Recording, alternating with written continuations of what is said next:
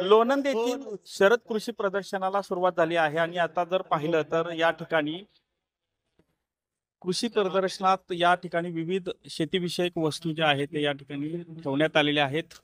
अनेक वस्तूंचं प्रदर्शन जे आहे ते या ठिकाणी ठेवण्यात आलेलं आहे। खरं तर आमदार रोहित पवार जे आहेत ते आज आवर्जून या कृषी प्रदर्शनाला त्यांनी भेट दिलेली आहे आणि आपण जर पाहिलं तर या कृषी प्रदर्शनामध्ये ज्या काही कृषीविषयक ज्या काही वस्तू ठेवण्यात आलेल्या आहेत त्याची पाहणी जी आहे ते आज आवर्जून ते करत आहेत।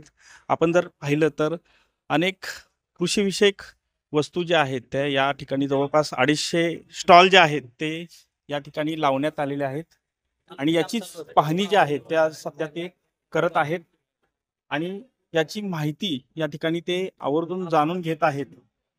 या ठिकाणी अनेक प्रोजेक्ट जे आहेत ते या ठिकाणी लावण्यात आलेले आहेत। आपण त्यांच्याकडून आवर्जून आपण आज जाणून घेणार आहोत। थोडक्यात ही जी काही माहिती आहे ते आम्हाला जरा थोडक्यात सांगा की मी आज कृषी प्रदर्शनाला भेट दिली। आता तुम्ही जर बघितलं तर इथे युवा पिढी मोठ्या प्रमाणात येत असते आणि मग आपल्याला पाणलोट क्षेत्र कसं विकसित करायचं आहे ते कृषी विभागाकडनं आणि सरकारी जे सगळे अधिकारी व तसेच ही संस्था जी आहे त्यांनी तिथं ते डेमॉन्स्ट्रेशन केलेलं आहे। आणि मग त्याच्यानंतर आलं ड्रिप इरिगेशन काय असतं, मेकनायझेशन काय असतं, ग्रीन हाऊस काय, शेडनेट काय, याच्याबद्दलची माहिती इथं दिली जाते। आणि मग एक चांगलं गाव कसं असतं आणि त्यानंतर मिलेट्सबद्दल थोडी माहिती इथं दिली जाते। त्यामुळे ह्याच्यातून काय आहे की कुतूहल मुलांचं वाढतं आणि मग प्रश्न करण्याची जी क्षमता आहे युवांमध्ये ती जास्त असल्यामुळे त्यांना उत्तरही तशी सगळे अधिकारी देतात। आणि मग ह्याचंच मग आत आपण गेलात तर मग हे प्रोव्हाइड करणारे, सप्लाय करणारे, म्हणजे ट्रॅक्टर सप्लाय करणारे आत आहेत, शेडनेट का सप्लाय करणारे आत आहेत, ड्रिप सप्लाय करणारे आत आहेत। मग इथून काही ज्ञान घेतलं तर मग आत अजून जास्त चर्चा होती। त्यामुळे एक प्रॅक्टिकल ओरिएंटेड शिक्षण सुद्धा मुलांना मिळतं, चांगली गोष्ट आहे। जवळपास दरवर्षी जर पाहिलं तर खूप मोठ्या प्रमाणात लोक जे आहेत ते या प्रदर्शनाला भेटतात आणि वेगवेगळ्या वस्तू ज्या आहेत कृषी प्रदर्शनातून विक्री करतात। जवळपास 250 स्टॉल आहेत काय नाही ना, आणि कसं आहे की आता सातत्य ठेवणं पण महत्वाचं आहे। आता 6 वर्ष झालं की डॉक्टर असतील व त्यांची टीम असेल त्यांनी तिथे सातत्य ठेवलं आणि सर्व विभागाकडनं पण सहकार्य चांगल्या पद्धतीने केलं जात आहे। आणि हे सातत्य असणं फार महत्वाचं आहे, कारण हे खर्चिक असतं, खर्च खूप मोठ्या प्रमाणात असतो, कधीतरी आपल्याला मदत मिळते कधी मिळत नाही, पण सातत्य ठेवत मदत मिळाली नाही मिळाली तरी सातत्य हे फार महत्वाचं असतं। आणि या 250 स्टॉलमध्ये आपण जर बघितलं तर जेवणाचे पण स्टॉल आहेत ते सुद्धा महिला बचत गटाला दिलेले आहेत। तर याच्यामध्ये बऱ्यापैकी माहिती शेतकऱ्याला मिळत असते। आणि 4 दिवस हे प्रदर्शन ठेवल्यामुळे ज्या शेतकऱ्याला आज वेळ नाही तो उद्या येऊ शकतो। काल बरेच शेतकरी आलेत आणि आज उद्याचा शेवटचा दिवस आहे, तर उद्या सुद्धा मोठ्या प्रमाणात लोक येतील असं वाटतं।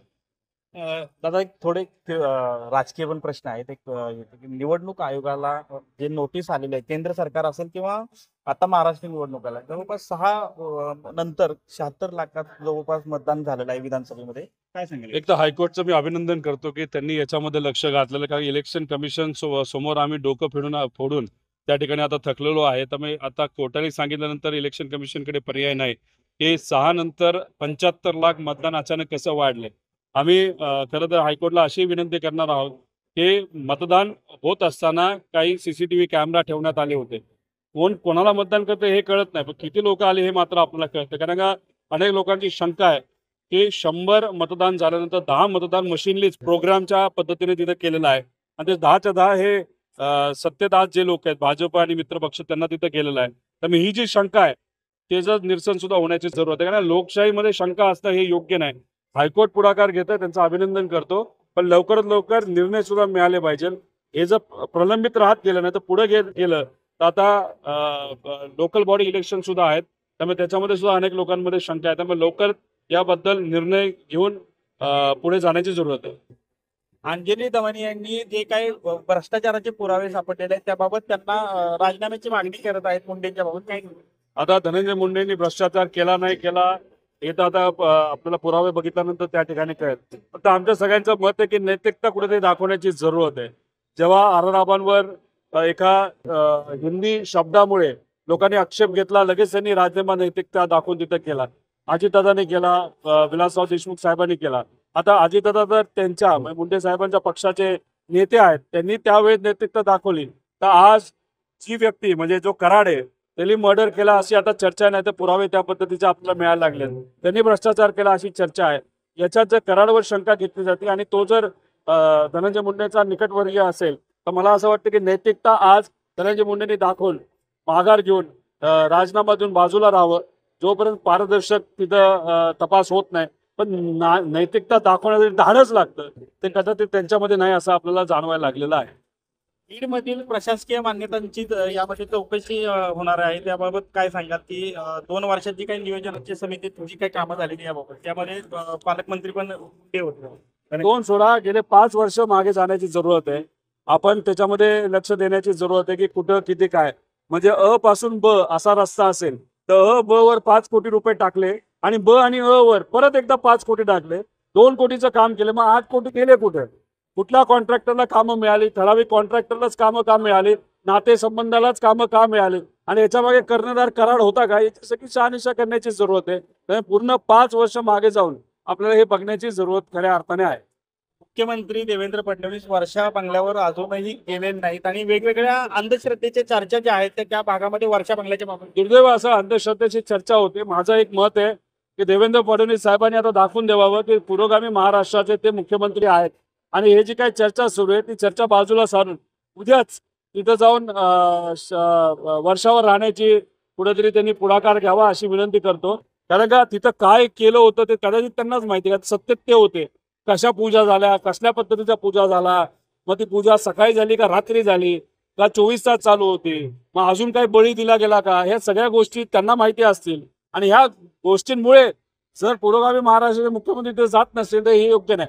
आम्ही जे आहोत माणुसकी जपणारी माणसं आहोत. संतांचा विचार आम्हाला माहिती आहे, पुरोगामी विचार आम्हाला माहिती आहे. त्यामुळे ह्या गोष्टींवर आमचा विश्वास नाही.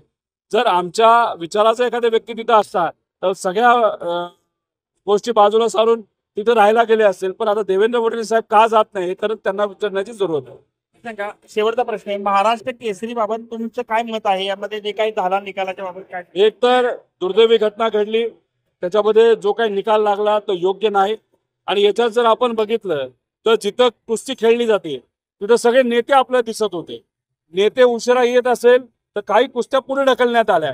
त्यामुळे पैलवानांसाठी ती कुस्ती परिषद घेतली गेली होती का नेत्यांसाठी हे तर आपल्याला काही कळत नाही. आणि त्याच्याच बरोबर तिथं खूप वेगळे नियम आणले गेले.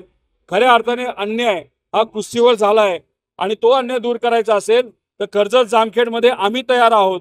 आदरणीय पवार साहेबांच्या मार्गदर्शनाखाली जी परिषद चालते महाराष्ट्र कुस्ती परिषद, त्यांनी पुढाकार घेतला. आम्ही तयार आहोत.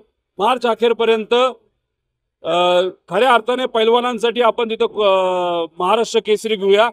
कोणाला जिंकवण्यासाठी नाही पण खऱ्या अर्थाने व्यासपीठ देण्यासाठी आपण तिथं घेणार आहोत. आणि लोकांनी एक लक्षात घेतलं पाहिजे, महाराष्ट्र कुस्ती परिषद हे वेगळं आहे आणि कुस्ती संघटना वेगळी आहे. कुस्ती संघटना 2 वर्षापूर्वी 3 वर्षापूर्वी काही लोकांनी मिळून तिथे स्थापन केलेली आहे. कुस्ती परिषद जी आहे, आदरणीय पवारसाहेब अध्यक्ष आहे, 70-80 वर्षापासून तिथं आहे.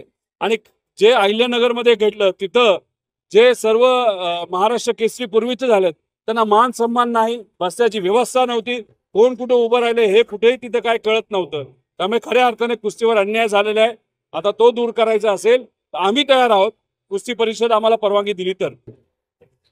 कॅमेरामॅन तुषार जाधव सह संतोष नलावडे, TV9 मराठी, सातारा.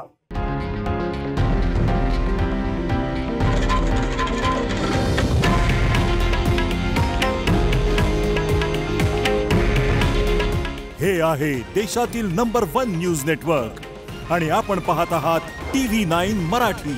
काळजी तुमची, हित महाराष्ट्राचं.